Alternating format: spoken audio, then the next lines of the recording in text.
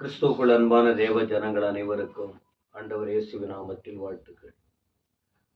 இந்த இரவு வேளையில் உங்களோடு கூட மீண்டும் கர்த்தருடைய வார்த்தையை சொல்லுவதற்கு எனக்கு ஆண்டவர் பாராட்டின தயவுக்காக தேவனுடைய நாமத்திற்கு ஸ்தோத்திரம். நான் உங்களுக்கு பலமுறை சொல்லியிருக்கிறேன், உலகத்தில் ஏராளமான வார்த்தைகள் இருக்கிறது. எல்லாமே நமக்கு தெளிவை உருவாக்கக்கூடியது இல்லை. பதற்றத்தை உண்டு பண்ற காரியங்கள், வேதனையை கொடுக்கிற காரியங்கள், கலக்கம் அடைய வேண்டிய காரியங்கள் எல்லாம் இருக்கு. ஆனால் நான் அறிந்தபடி இந்த வேதத்திற்கு தூரமாய் இருந்தவன், கிறிஸ்தவத்திற்கு தூரமாய் வாழ்ந்தவன், கர்த்தராகிய இயேசு கிறிஸ்துவோடு தொடர்பில்லாதவனாய் இருந்தவன், வேறு வழிபாடுகள், வேறு மனநிலை, சமாதானம் இல்லாத நிலைமை, தற்கொலைக்கு நேராய் கடந்து போன மன உணர்வு, சரியான காரியத்தை புரிந்து கொள்ள முடியாது இருந்தது. ஆனால் இன்று உங்களுக்கு நான் அறிவிக்கிறதான இந்த வார்த்தை, என்னை நோக்கி வரவும், இந்த வேதத்தின் நடுநாயகன் இயேசு, உலகத்தின் இரட்சகர் இயேசு, நம்மை தேடி வந்த தேவன், அவர் என்னோடு இடைபடவும், இந்த வார்த்தை எனக்குள் வந்தபோது வாழ்க்கை மாறினது. வித்தியாசமா இருக்கு. அதை தான் உங்களுக்கு நாங்கள் அறிவித்துக் கொண்டிருக்கிறோம்.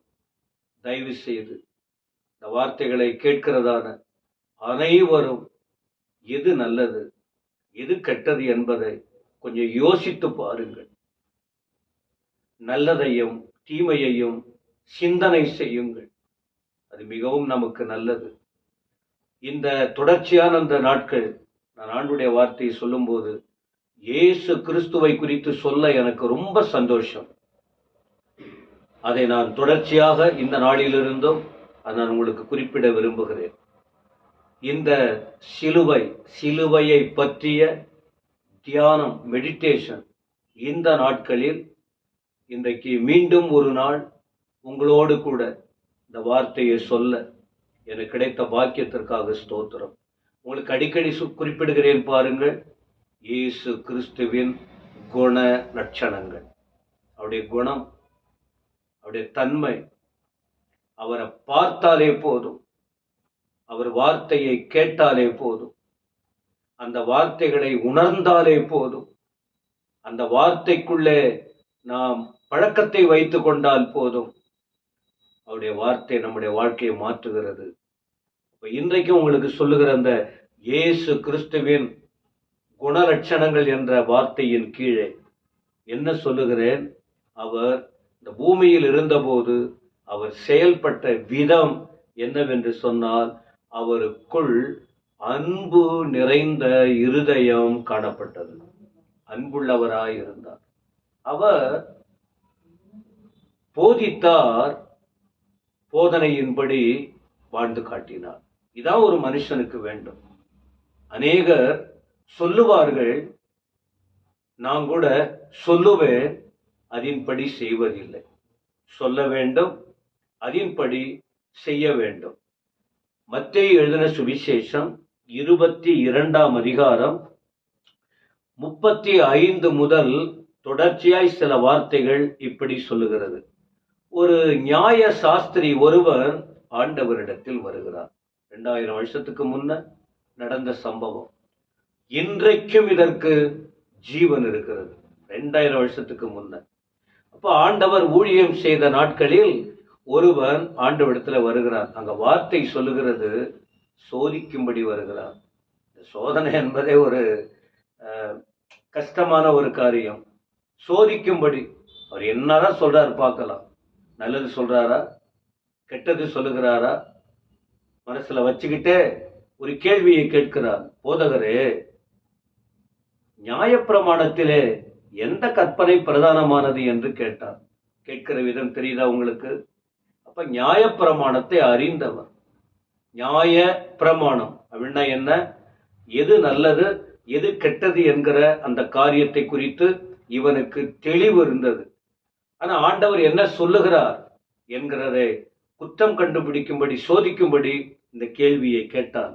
அப்ப ஆண்டவர் சொன்னார், இயேசு அவனை நோக்கி, உன் தேவனாகிய கர்த்தரிடத்தில் உன் முழு இருதயத்தோடும், உன் முழு ஆத்துமாவோடும், உன் முழு மனதோடும் அன்பு கூறு. இதுதான் முதல் கற்பனை.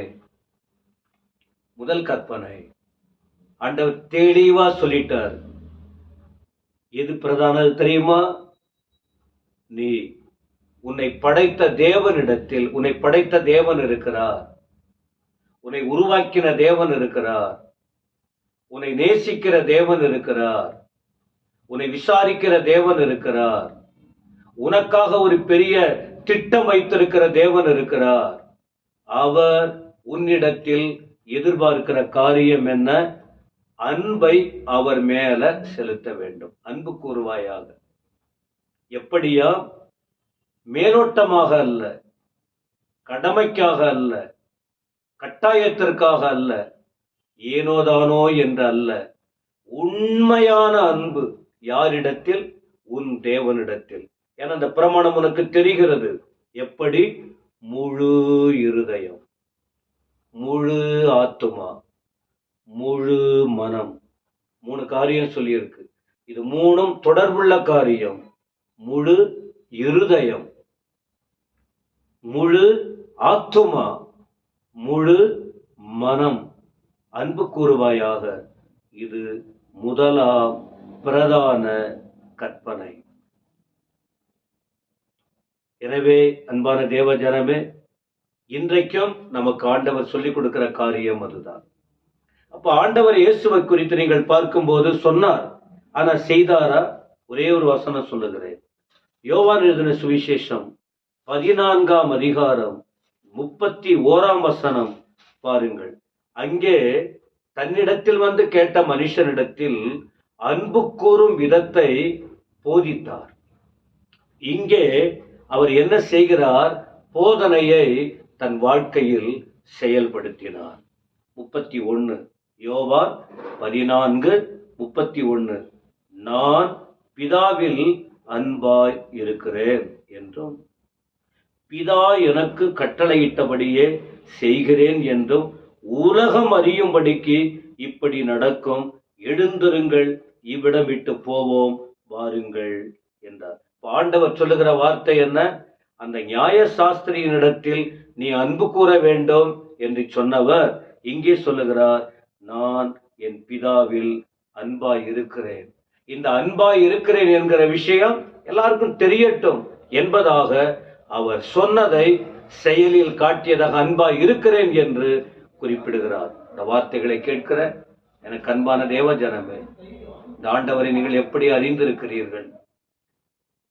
பரலோகத்தோடு அன்பு கூறுகிற அனுபவம், அந்த அன்பு உங்களுக்கு மிகுந்த நன்மையை கொண்டு வரும்.